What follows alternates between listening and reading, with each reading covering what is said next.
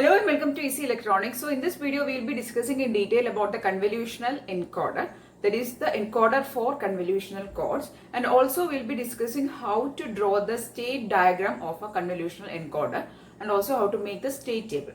So first we'll be discussing about the convolutional encoder and how to form a state table, then we'll be discussing how to draw the state diagram. Okay, so in the previous video, which was the introduction video of convolutional codes, we have discussed mainly about the time domain and the frequency domain approach of convolutional codes, and also we have discussed the problems regarding to the generator polynomial, generator matrix and all. Okay, so in this video we will be discussing the encoder and its state diagram. So in this video we are going to see about the convolutional encoder diagram in detail and how it is working, how the partial code words are generated. All these things we are going to see. So in the last video we have discussed about the time domain and the frequency domain approach of the convolutional codes. We have seen the convolutional codes in that video, and we have mainly focused on the generator polynomial and its problems. So that was our focus on the previous video, but in this video we'll be mainly focusing on how the encoder is generating the codes, and we'll be seeing how to draw the state diagram of a encoder. So this is a 213 encoder where 213 represents N, K and M. So we all know that the convolutional codes depends on the previous bits. It doesn't only depends on the message bits to be encoded, but it also depends on the previous data, input data also. Okay, so that is M. N is the code length, K is the message length, M is the block or the code length of previous block on which the code is actually depending. Okay, so what is NKM we have discussed in detail in the previous video of convolutional code basics. Okay, so just know that if it is given 213, then here the code length is 2, the message length is 1, and the number of previous bits on which this code is depending is 3. Okay, and if M is equal to 3, means that much number of shift registers the encoder circuit will be having. So here there are 1, 2, 3 shift registers. Okay, so you are only applying your input. This is the input. Okay, U is nothing but your input. So you are only applying input to the first shift register block. The data will get shifted through this M1 and M2. Okay, so how many number of shift registers it is having? 3, and it is nothing but the number of previous bits on which the code is depending, and also the number of adders is equal to your code length. Here N is equal to 2, and hence the number of adders is equal to 2. This is nothing but modulo 2 adders. Now X1 and X2, you can see it over here. X1 and X2 are nothing but the partial code words, and X is your final code word, and this is nothing but a multiplexer. Okay, so all these things are the basics of your encoder. Now let's see how this encoder is producing codes. Okay, so I'm going to first write the equations for X1 and X2. Just know that this is a 213 code. Okay, so X1 is equal to, what is X1? You can see here X1 is the output of your upper modulo 2 adder, and the inputs to that adder are coming from M, M1 and M2, right? So X1 will be the modulo 2 addition of M, M1 and M2, and similarly X2 will be equal to the modulo 2 addition of here M and M2. So M modulo 2 addition M2. So this will be your equations for X1 and X2. And how the final code word X is generated, we have explained in the previous video. So there I have used C raised to 1 and C raised to 2, and also C for the final code word. Here I am using X1 and X2 and X for the final code word. So anyway, you will get to identify because the diagram is very same. Okay, next one, we are going to see the outputs for X1 and X2 for various input combinations of M, M1 and M2. Okay, so we will draw a diagram. I'll draw it over here. Okay, so I'm going to give various values for M, M1 and M2, and I'm going to see what is the output coming. So M, M1 and M2. What is the values coming for x1 and x2? Let's see. Okay. So if I'm going to take the values as 0, 0, 0, then 0, 0, 1, 0, 1, 0, 0, 1, 1, 1, 0, 0, 1, 0, 1, 1, 1, 0, and lastly 1, 1, 1. So what is the result? Let's see. Now why I'm writing is because we have to construct a state table. So in this video we'll be discussing the state diagram also. So for constructing the state table, you should know how the outputs is coming for x1 and x2. This table is not the state table. We are just writing the outputs for various combinations of m, m1 and m2. Okay. So if m, m1 and m2 is 0, 0, 0, then x1 will be 0, x2 will be also 0. Then for 0, 0, 1, x1 will be equal to 1 and x2 will be also 1. For 0, 1, 0, it is 1 and 0. Okay. Then for 0, 1, 1, it is 0 and 1. So here you have to take, for x1 you have to take the addition of all the 3 bits. So if you add 1 plus 1, you will get 0 as modulo 2 result, right? So similarly you have to, so I'll just give a division for you to identify. Okay, so like this it is going. Yeah. So let's see.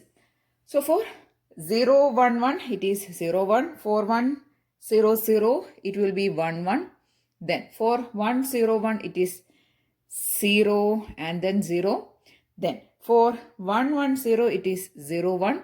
And for 1, 1, 1, it is 1, 0. So the results coming are 0, 0, 1, 1, 1, 0, 0, 1, then 1, 1, 0, 0, 0, 1 and 1, 0. Just for finding the values of x1, add all the 3 bits. For finding the values of x2, add the end 2 bits, that is m and m2. Okay, so if all the if both the bits are 1, then your x2 result will be equal to 0, since we are performing modulo 2 addition. So this is how you form a table for m, m1 and m2 and x1 and x2. Okay, so now let us see how to draw the state diagram for this encoder, which is a 213 encoder. So before drawing the state diagram, we have to first define the states, right? Only then we can write the present state, the next state, likewise. So in order to write the state diagram or draw the state diagram, we have to predefine the states for various combinations of M1 and M2. Okay, so if your M1 and M2 is 0, 0, you're going to take the state as, so this is your predefined table for states. Okay, 0, 0, it is A, 0, 1, it is B, 1, 0, it is C, and 1, 1, it is D.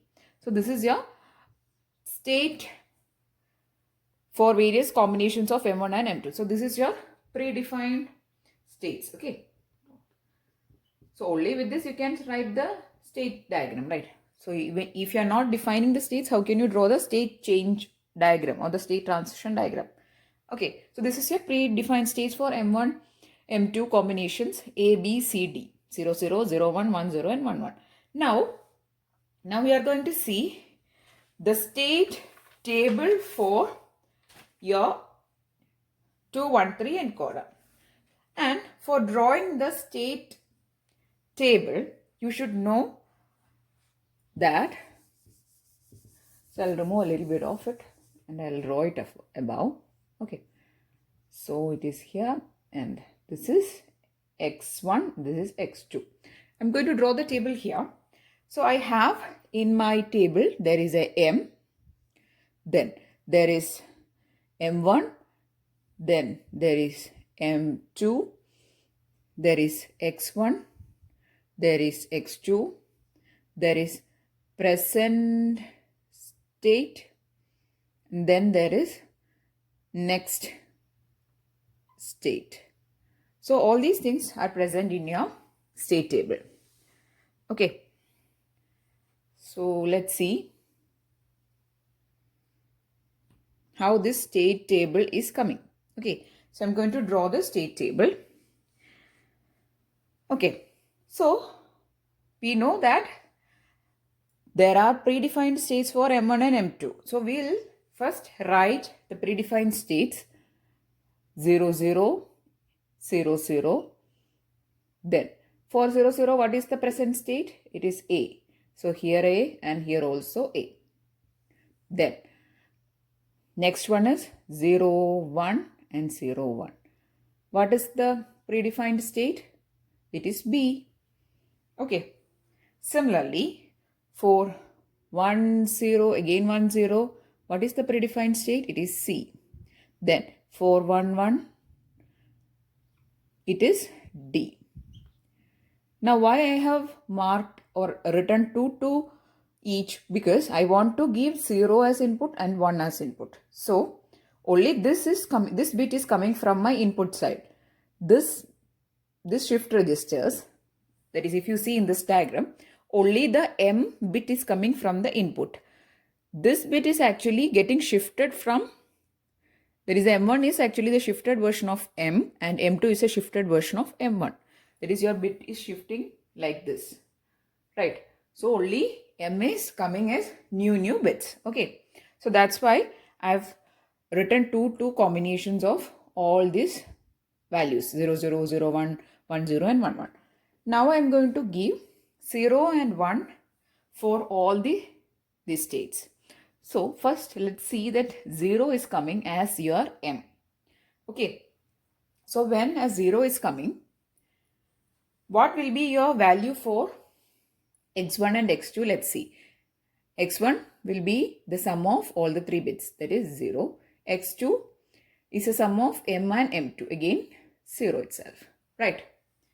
Now, if this bit is 0, that is, if M is coming as 0 and your present state is A, what will be your next state?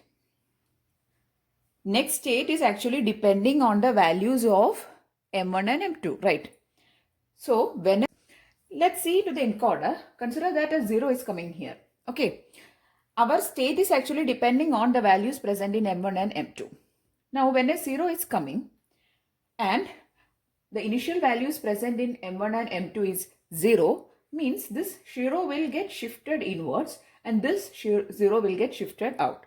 So the value and this 0 will get moved to this position.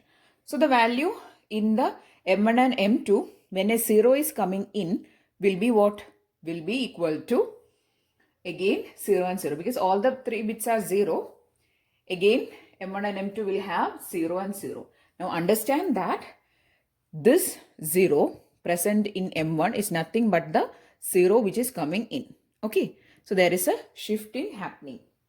So you will get to know about this shifting when I am explaining the next bit. Okay, so when a 0 is coming as input, your next state will be A again.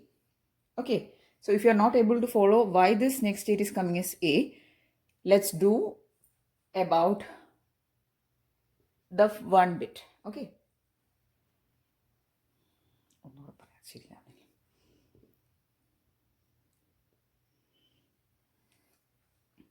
So we have obtained the values of x1 and x2 as 0 and 0. And now let's see what is the next state coming. So this is your state diagram. Okay. So in your state diagram, a 0 is now coming. And already in these two shift registers, the values or the content present is what? The present state is A. So the contents in M1 and M2 is 0 and 0. So when a 0 is coming, what will happen? This 0 will get shifted inwards. Okay. And then the values of this M1 will be this new 0 and this 0 will get shifted to this position. Okay. So it will be again 0 and 0. So the next state is again A itself, because even if a 0 is coming as new input, the contents of M1 and M2 are again 0 and 0. Okay, now let's see what will happen when a 1 is coming as input in the 0, 0 conditions of M1 and M2. Now you will get a more clear idea about it. Okay, let's remove all these things. So this is your state diagram. Consider that a 1 is coming. Okay, so a 1 is coming. This 1 will get shifted inwards. Okay, so the 1 will get shifted inwards. The present contents in M1 and M2 is, see here, the present state is 0 and 0. And 1 is coming as input. Means this 1 will get shifted inwards and this 0 will get shifted to this position. So what will be the new values in M1 and M2? This 1 will come here, this 0 will come here. So the new values of M1 and M2 are 1, 0. I hope it is clear now. Okay. So it is 1, 0 is present and 1, 0 is indicating which state? It is nothing but the state C. Okay. So the next state is C. So this is how you have to mark the values of the next state. You have to think when a new bit is coming, whether it is 0 or 1, what will happen to the current bits, how the bits are getting shifted, and what are the new values present in M1 and M2. What is the combination of M1 and M2? And you have to look into this table and you have to identify which will be your next state. Okay. So similarly, you have to do for all these bits. Okay. Now, let's see for this state. There is 0, 1 state. The present state is B. Now, you have to see what happens when a 0 is coming, what happens when a 1 is coming. Okay, what will be the, okay, we have to find here what is the value for x1 and x2. It is, x1 will be 1 plus 0 plus 0, it is 1. x2 is 1 plus 0, it is 1. So the values of x1 and x2 is 1, 1. Okay, now we have to look here. First, we will write the values for x1 and x2. Next, then we will find the next states for these two input bits. Okay. So, what is the value of x1? It is 1. x2 is also 1. Right. Then, for these combinations, that is when a 1 is coming in the 0, 1 state, what is your x1 value? It is 0 because we have to add 1 plus 0 plus 1. For x2, it is 1 plus 1. So, it is 0 again. So we have 0, 0. Now we will see what is the next state. Okay. Let's look in detail about the next state case when a 0 is coming and when a 1 is coming. Okay. So what is the initial contents present in M1 and M2? So the initial contents in M1 and M2 is 0, 1. So this is the initial contents. You don't have to take all these things. So the initial content is 0, 1. When a 0 is coming, this 0 will get shifted here. This 0 will get shifted here. So it is a 0, 0. So 0, 0 corresponds to which state? A. So the next state is A. Similarly, when in this state, the initial values are 0 and 1. When a 1 is coming, 0 will go here, 1 will come here. So the contents of M1 and M2 is 1, 0. 1, 0 corresponds to C. So it is a C. Next, let's see the next state condition for M1 and M2, 1, 0. We are going to give inputs 0 and 1. First, let us find the values of x1 and x2. x1 is 1, x2 is 0. And for this case, x1 is 0, x2 is 1. Okay, so 1, 0 and 0, 1. Now let's see the next state case. What are the initial values in M1 and M2? It is 1, 0. So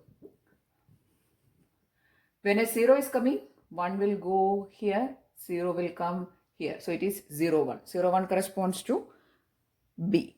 So once you get an idea, it is very easy to write. Then when a 1 is coming, 1 will come here, 1 will come here. So it is 1, 1. 1, 1 is state D. Okay. Again, for the last condition or last case, we'll put 0 and 1 as input. First, we'll find the values of x1 and x2. x1 is 0, x2 is 1. Here, x1 is 1, x2 is 0. Next, see the next state values 1 and 1. When a 0 is coming, it is 1 and it is 0. So it will be 0, 1. 0, 1 corresponds to B. Then when a 1 is coming, it is 1 and this 1 will come here. So it is 1, 1. Okay. So that corresponds to D. Okay. So this is your state table.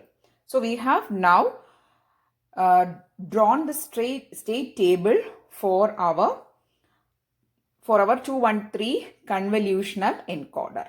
Next, our aim is to draw the state diagram. Okay. So I'm going to remove the encoder and the state and everything. I'll draw the diagram here. Okay. In the next video, we'll be seeing how to draw the trellis diagram. So once you have your state diagram, it is very easy to draw the trellis diagram. Okay. So I'm going to draw the state diagram. Okay. I hope you can see the board. So I'm going to draw. First, I'm going to mark the states A, B, C and D. Okay. So you have to write the values of x1 and x2 as your outputs. Okay. And which all bits are coming as inputs, you have to mark that as inputs. So there are two ways to draw the state diagram. You can either write it as input, that is whether input is 1 or 0, that bar your output. Okay. Or otherwise, there is another convention which some people use is for input 1 you have to mark a dark line, and for input 0 you have to mark a dark line, and for input 1 you have to mark a dotted line. So this is again another convention which is being generally used in this state diagrams of convolutional codes. Okay, you can use either one. You can either use the input bar output way, that is if in a 0 is input and 0 0 is output, means you have to draw like this, or you can simply mark the output on the branches and you can use the dark line for 0 input and dotted line for 1 input. Okay, so here we are going to use the input bar output approach. So if in your college they are drawing dark line for 0 and dotted line for 1, no problem, we can use it. Okay, so I'm going to draw the state diagram. First we'll start with the state A. Okay, present state is A, and when a 0 is coming as input, what is your output? It is 0 0. You have to take x1 and x2 values as output. Okay, so this will be your output. What is the next state? It is A itself. So this is looping in A, and input is 0, output is 0 0. Okay, then next, when your present state is A and when a 1 is coming as input, means output will be, the next state is C and your output is 1 1. Okay, so you have to mark an arrow towards C. Input is 1, output is 1 1. Okay, so here I am using all dark lines. Okay, yeah.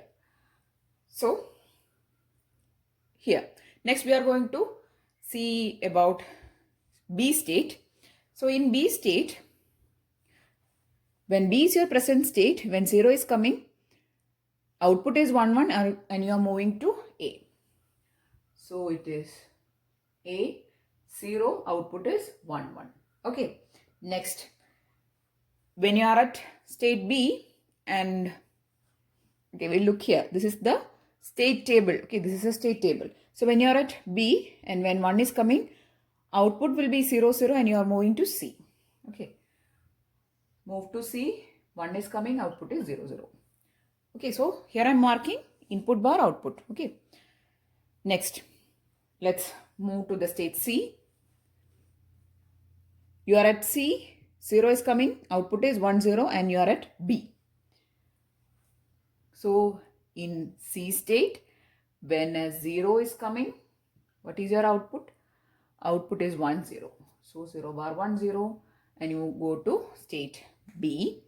And when you are at state C, when a 1 is coming, output is 0, 1 and you move to D. 1, 0, 1 and you move to D. Right. Last state.